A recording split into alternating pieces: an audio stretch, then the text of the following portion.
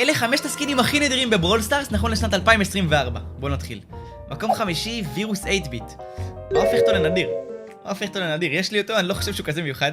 אוקיי. מקום רביעי, סנטה מייק. אוקיי, הגיוני, זה כבר בגלל הקריסמס, ולא נראה לי שהוא חזר מאז. מגניב. מקום שלישי, ליון דנס ברוק. אוקיי, זה בגלל האירוע הזה של הסינים שקורה כל שנה. וואלה, מקום שלישי זה מכובד. מקום שני, צ'אלנג'ר קולט. זה נראה לי גם מהסינים, ואת האמת שיש לי אותו אפילו, אתם יודעים? אוקיי, לפני המקום הראשון נראה לי אני אנחש, לדעתי זה סקין עם אוזניות.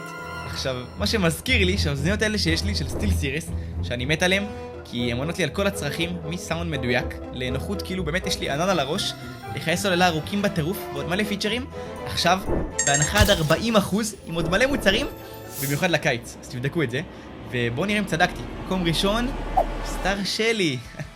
ידעתי, זה מה שחשבתי, יש לי אותה איזה 7 שנים.